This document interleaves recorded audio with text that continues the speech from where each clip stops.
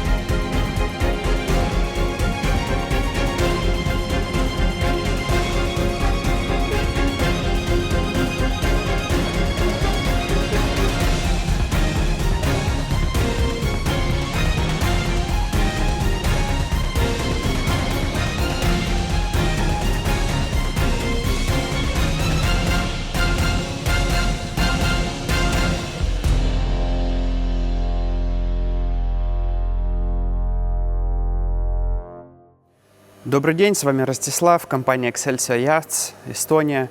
И сегодня мы посмотрим на нашу продукцию. Владимир стал владельцем нашей лодки и ожидает ее вручения в Испании. Скоро вы увидите ее на воде, также тесты и обзоры на воде. А сегодня мы посмотрим на отличительные черты нашего продукта. Когда мы создавали наш продукт, мы опирались в первую очередь на наш опыт яхтсменов. Да, то есть мы много лет путешествовали на лодке, на разных лодках, и мы, опираясь на то, как у нас обстоял эксплуатационный опыт обычных тендеров и какие мы нажили за время проблемы, с какими мы препятствиями встретились, мы все эти знания скомбинировали и имплементировали в нашем продукте. Полностью карбоновый тендер, в данном случае под бензиновый двигатель. Одна из важных характерных черт нашего продукта – это практичность. Да. То есть тендер или тузик использует в первую очередь для того, чтобы добраться с лодки на берег, с берега на лодку, что-то привезти, что-то увезти. Соответственно, тендер должен быть удобный в эксплуатации. Например, у нас есть боковые локеры. В бензиновой версии они для того, чтобы хранить в сухости различные став, то есть какие-то рюкзачок кинуть, сумку, пакет, документы. Извиняемся за то, что тут грязно, мы еще сейчас на производстве. Вот. Локеры имеют комингс по периметру, уплотнение, пружинку, которая держит крышку локера. Соответственно, что-то открыли, положили, закрыли и не беспокоимся о том, что наши вещи или какие-то документы забрызгает вода, они намокнут. Это первый момент, один из таких отличительных. Второй момент. У нас плоское дно внутри, покрыто отформованным нескользящим покрытием, и возле транса у нас коллектор воды. То есть, когда какая-то водичка есть в лодке, она не плескается туда-сюда, как это обычно происходит, там, и мочит обувь. Особенно это касается ситуации, когда вы вечером собираетесь на берег, чтобы пойти в какой-то ресторан, одеваете красивую одежду, чистую обувь и, вставая на пол тузика, мочите свою обувь. Такое у нас случалось, такое бывало где-нибудь там на Ибице или на Форментере, еще где-то, где есть красивые заведения на берегу. Вот. У нас есть коллектор воды, он небольшой, но остатки воды, которые там скапливаются, они всегда там есть, остаются всегда там и не плескаются туда-сюда. Потом у нас есть передний локер, он полумокрого типа, то есть в него может попадать вода. Сделан он следующим образом, чтобы сюда входила 24-литровая канистра. То есть он идеально подогнан к этой канистре. Самый большой размер переносимой канистры сюда входит. Соответственно, отсюда из локера у нас идет топливная магистраль. Проложена так, что вы ее не видите, и только возле двигателя у нас, по-моему, подключение и выход. Здесь же, внутри, там, где обычно никто не видит, находится фильтр-сепаратор. То есть, если у вас топливо низкого качества, в нем есть какие-то включения, вода, все остается в фильтре, и в самый неподходящий момент вы не останавливаетесь, потому что ваш карбюратор сбился. Такое у нас тоже было. Вот. Потом у нас есть, конечно же, целый набор опций. В данном случае далеко не все из них представлены. То есть у нас есть лифты. Это решение не новое, мы не то чтобы его разработчики. Вот. Для того, чтобы поднять лодку, да, можно зацепиться.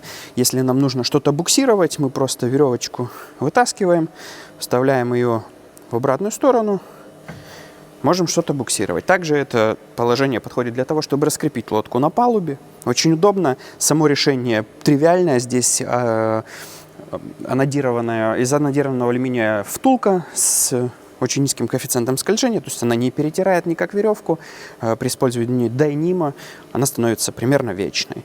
Вот. И если говорить о альтернативных версиях лифтов, а такое бывает, если, например, крепится лодка на кранбалке, да, позади лодки, то нужно точки переносить вниз.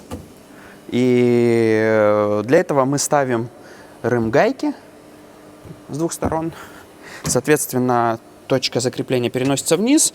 Центр у нас сводится по чуть-чуть ниже, чем уровень транса. Это позволяет прижать тендер к кранбалке, и чтобы тендер сам не болтался, да, когда вы куда-то сейлите. Вот.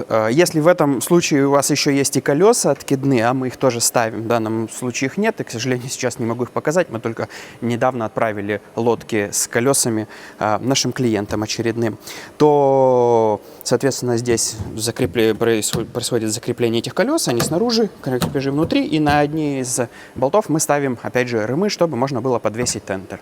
Это что касается таких основных отличительных характеристик внутри тендера. Да? Еще у нас есть решение с креплением для весел. Я его могу показать на другом тендере.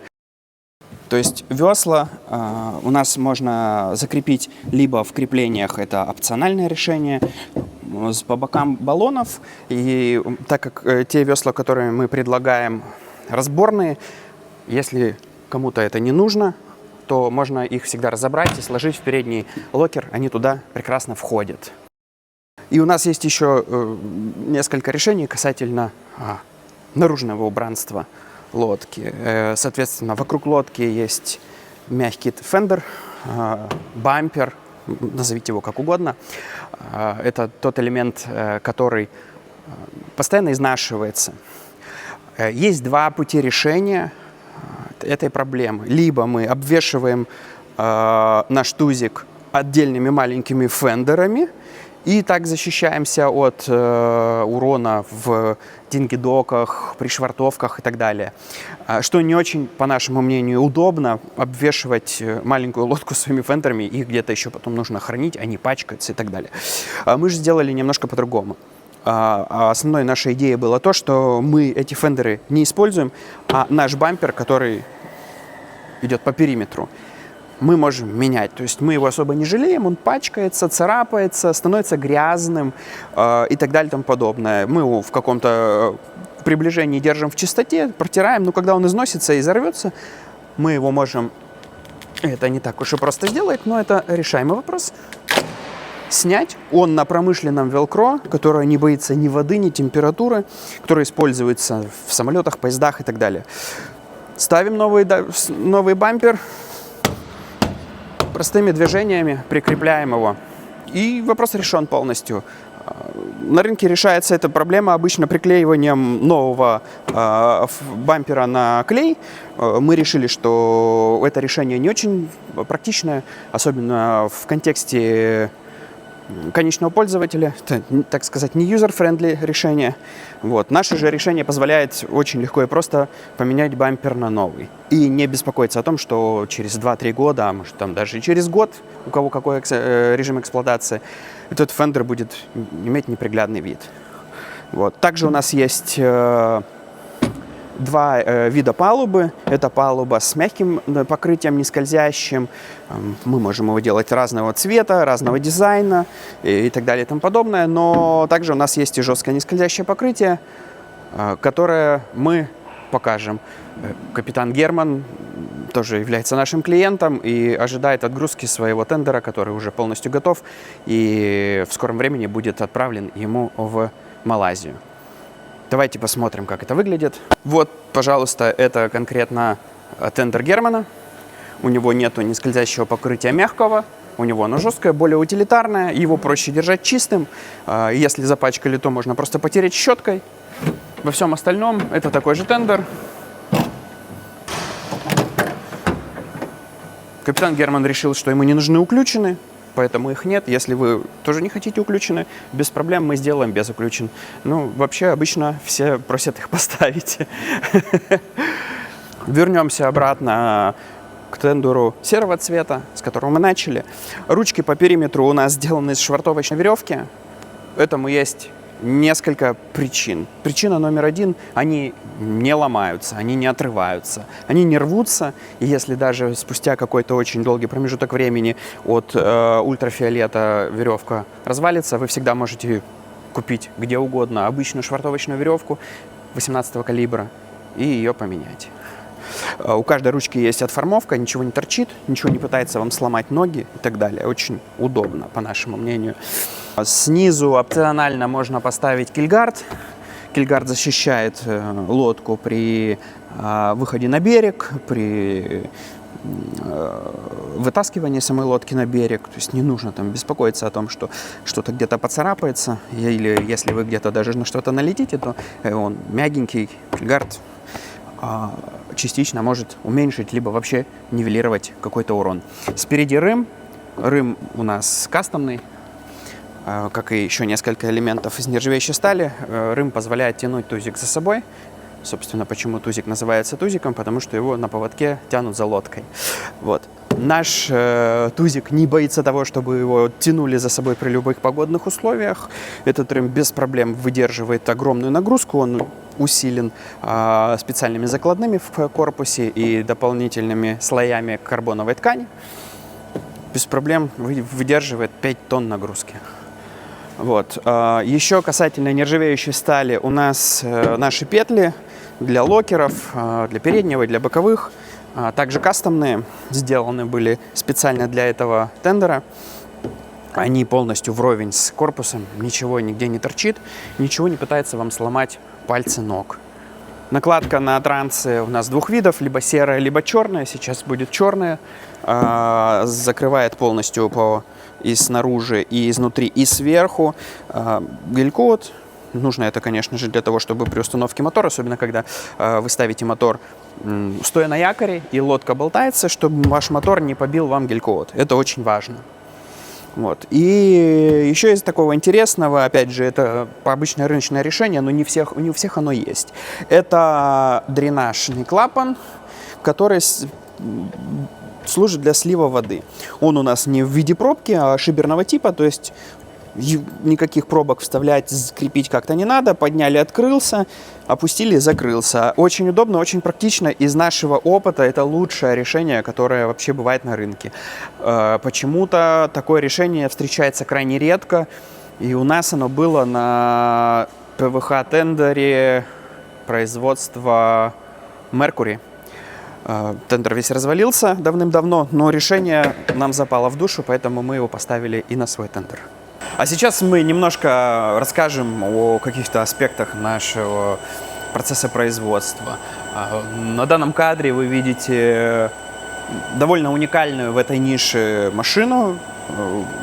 Загадка, почему она такая уникальная? Это дистиллятор растворителей. То есть мы все машины наши, все оборудование, инструмент, и в том числе и расходники какие-то там, да, моем очень тщательно и часто. У нас для этого есть ультразвуковая ванна, у нас есть обычная ванна для мойки и так далее. И все это мы моем зачастую ацетоном. То есть ацетона у нас много, и ацетон очень быстро становится грязным. Для того, чтобы мы его не выкидывали, для того, чтобы мы не во-первых, не тратили лишние деньги на производство, потому что банально ацетон стоит денег, и его утилизация стоит денег.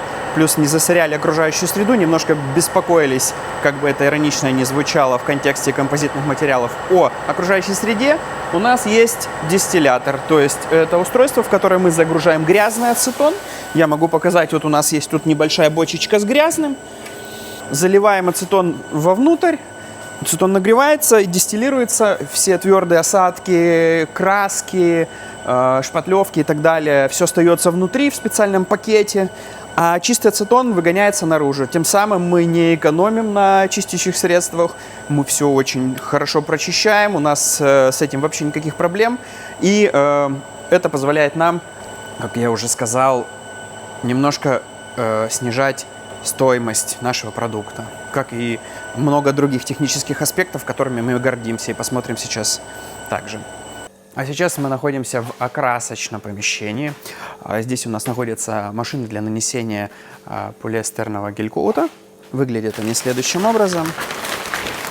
В данном случае двухцветная машина с пневматическим приводом, то есть воздух приводит в движение пневмопоршень, а он уже приводит в движение два насоса. Один насос – это сам материал большой, здесь вот маленький насос – это отвердитель. Смысл работы в том, чтобы под высоким давлением сам гель-коут безвоздушным путем распылялся с пистолета. Здесь два сопла.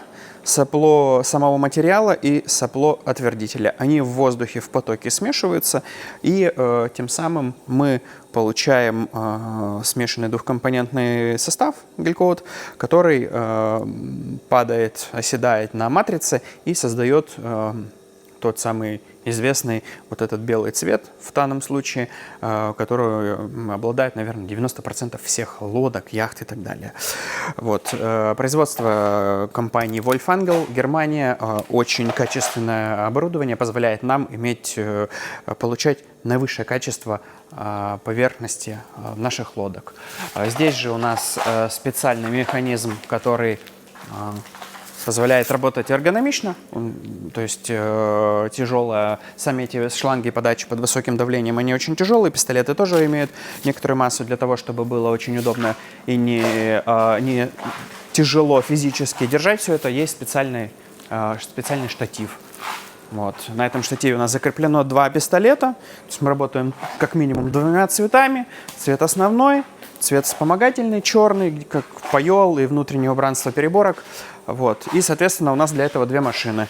Одна машина с белым и в данном случае серым, и вторая с черным. Позади находится ящик, в котором, собственно, находится тара с гель-коутом. И такой интересный механизм с блоком позволяет нам также взвешивать материал. То есть для каждой детали мы записываем в протокол, сколько было использовано гель-коута, для того, чтобы контролировать качество в первую очередь и расход. Вот. И этот же ящик имеет подогрев. То есть, когда мы работаем зимой, это очень важно для того, чтобы гель-коут имел высокое качество. А именно после нанесения ему нужно некоторое время для того, чтобы пузыри вышли и поры все закрылись в нем. Соответственно, его нужно чуть-чуть подогревать, да, и у него есть рабочая температура. Так как мы находимся в Эстонии, то зимой тут бывает довольно прохладно, и у нас есть специальный бокс, в котором стоят вот эти вот бочечки с гель-коутом, и они подогреваются. То есть мы контролируем на каждом этапе все параметры наших материалов, будь то это эпоксидная смола, гель-коут и так далее. А здесь мы можем видеть двухкомпонентную машину для инжекции полиуретановой пены.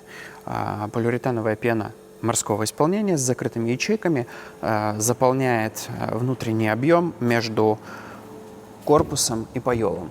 Это нужно для нескольких моментов. Момент номер один – это дает большую прочность, связывая корпус и паёл, и образуя такой сэндвич. А второе – это дает положительную плавучесть. То есть эта пена, она имеет очень низкую плотность, в районе 40 кг на кубический метр. И, соответственно, это как пенопласт, условно, который дает нам плавучесть. То есть если в нашу лодку попадает вода, дождевая и так далее, то сама лодка остается на плаву, она не тонет. Это один из объемов положительной плавучести. Собственно, помимо отсека положительной плавучести под паёлом у нас также в корме присутствует 2 отсека. Выглядят они следующим образом. Здесь у нас стоят 2 переборки. В переборке мы увидим сервисный лючок, то есть туда можно получить доступ, но вообще этот весь объем, он заполнен воздухом и отсечен от внутреннего объема кокпита лодки. Это получается 1, 2, 3 объема положительной плавучести. И наши 2 локера, они также при попадании в лодку дождевой воды или там волны какой-то или еще чего-то, они также дают нам положительную плавучесть. Итого мы имеем 5 объемов положительной плавучести, которые, даже если эта лодка наберет полностью воды, оставит ее на поверхности, она не утонет. А сейчас мы находимся возле сердца нашего производства трехкомпонентной эпоксидной машины для инфузии, для вакуумной инфузии. Метод вакуумной инфузии заключается в том, чтобы нанести на негативную форму гель-коат, выложить сухой материал, после на этот сухой материал карбон, ядро, специальный пенопласт, наполнитель, сверху кладется проводящая сетка, жертвенная ткань. Все это упаковывается в пакет, герметизируется по периметру и выкачивается воздух. После этого подключается порт подачи смолы, в данном случае эпоксидной. И так как там нету воздуха, там вакуум, эта смола втягивается и заполняет вообще полностью весь объем. И это позволяет в первую очередь уменьшить вес, да, так как все сдавлено вакуумом сейчас, сдавлено атмосферным давлением, да, под вакуумом стоит. И у нас нету никаких пузырей, полостей. Соответственно, это увеличивает прочность, да, и качество изготавливаемых элементов. Мы все детали вообще на лодке делаем методом вакуумной инфузии. Этот процесс несколько дорогой, трудоемкий, но используя наше оборудование, мы смогли достичь очень высоких результатов и, соответственно, снизить стоимость этого процесса. Как оно устроено на стороне нашего оборудования? Данная машина обладает 3 компонентами: смолой эпоксидной и 2 твердителями. Один быстрый, 30 минут до желирования, и один медленный, 300 минут до желирования.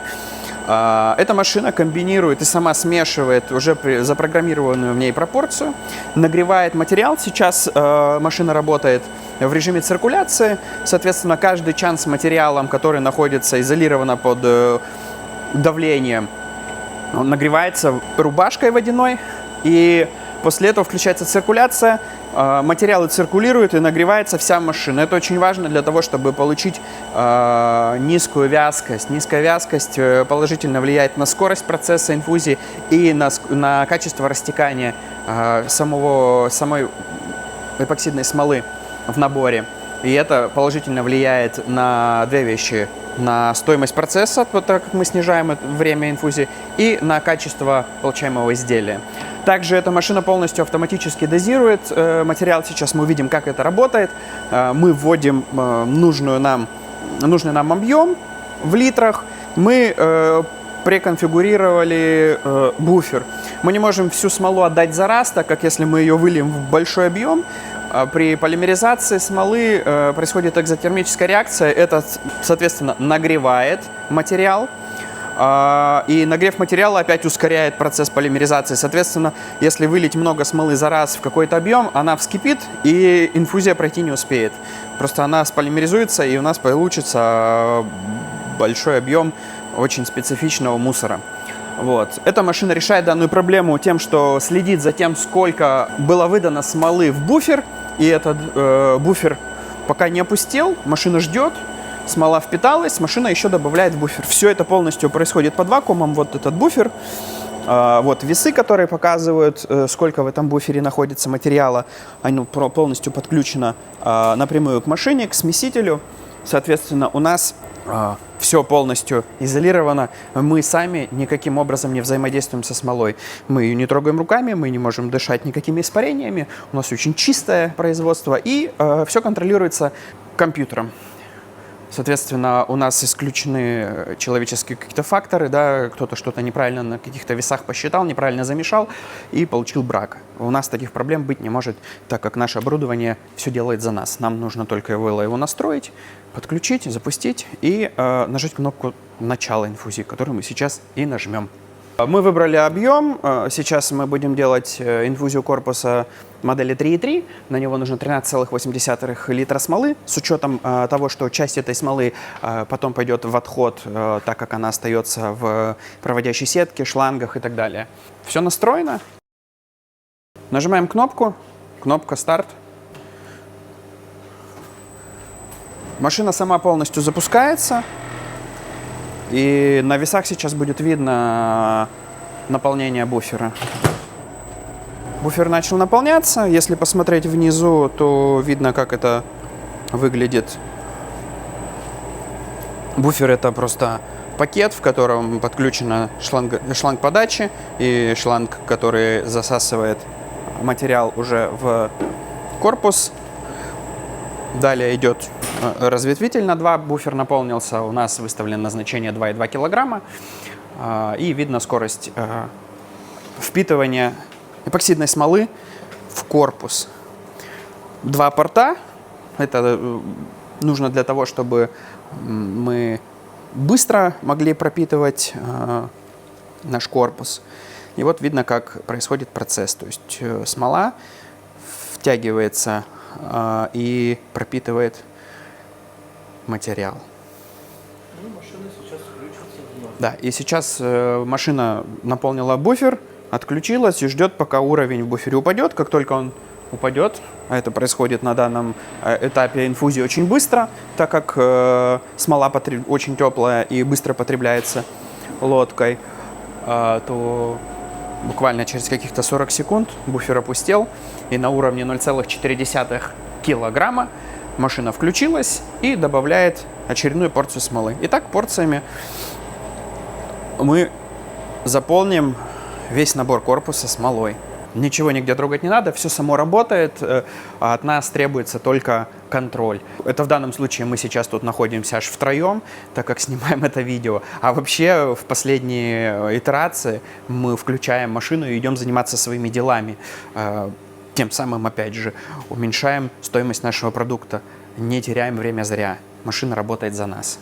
Сейчас мы тепловизором посмотрим, как выглядит процесс инфузии. Смола подогрета, ее целевая температура 35 градусов. Она немножко охлаждается, пока выходит. Плюс тепловизор не всегда может показать до градуса точную температуру, но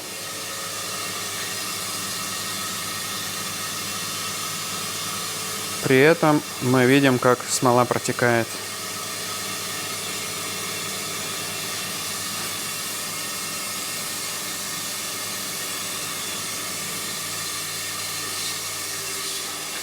Мы закончили инфузию корпуса. Сейчас будем делать для него пол, он же паёл.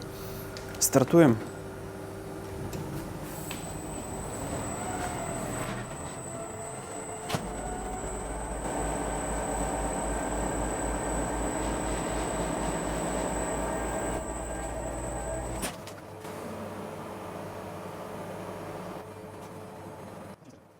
Оно работает. Вечно можно смотреть на 3 вещи. Как горит огонь, как течет вода и как проходит инфузия. Да.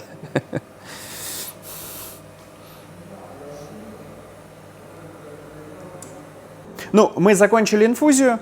Все детали уже пропитаны, отключены и перемещены в нашу так называемую печку. Здесь у нас поддерживается высокая температура, в данном случае 50 градусов. Эта температура нужна для корректной полимеризации эпоксидной смолы. Так она набирает максимальную прочность, и все химические реакции структурные завершаются. Наш корпус, наши крышки и паёл. Температура обусловлена тем, что сама реакция тоже экзотермическая, сама смола при этом нагревается больше, чем 50 градусов, вообще ей нужно достичь 80 градусов температуры. И сейчас произойдет химическая реакция, и смола сполимеризируется. Завтра процесс будет завершен, и детали будут готовы к тому, чтобы их извлекать. Сейчас мы находимся в нашем грязном уголке, где происходят самые грязные работы в нашем производстве. Это подрезка технологических фланцев. То есть, когда мы извлекаем детали из молда, из матрицы, Вот на примере палубы 3.3 мы видим, что у нас по периметру есть технологический фланец.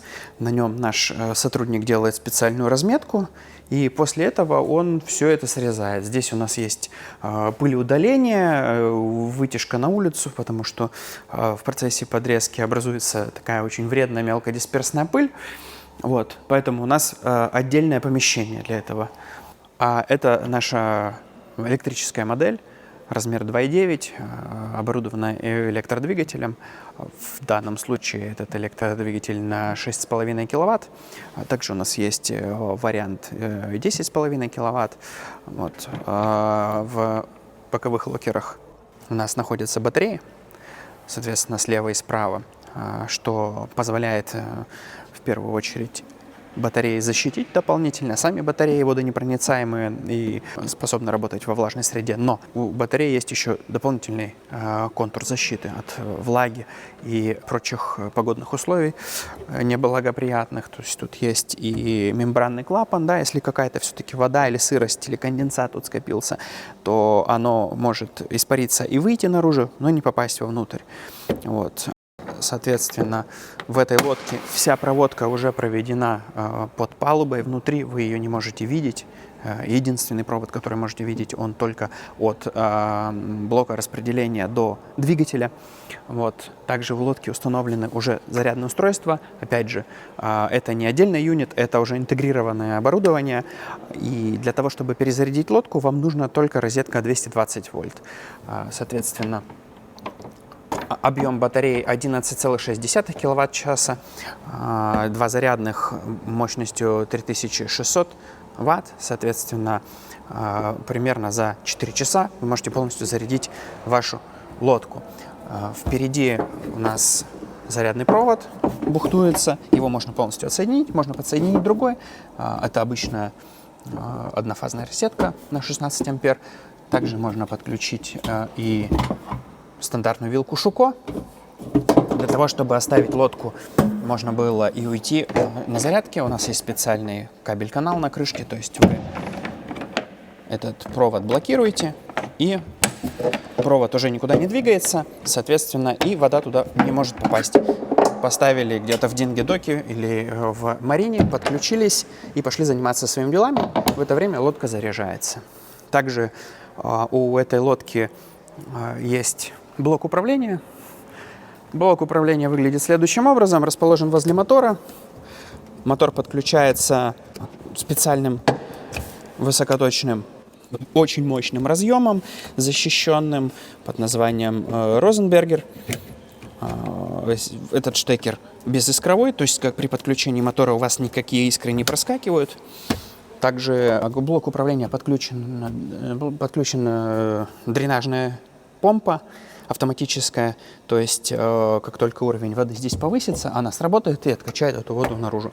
Это очень удобно, потому что электрическая версия весит больше, и ей уже недостаточно объемов непотопляемости собственных, ей нужна автоматическая эвакуация воды. И эта помпа всегда запитана, то есть даже если мотор отключен, либо он просто демонтирован, все равно эта помпа имеет питание, пока включены батареи сами по себе.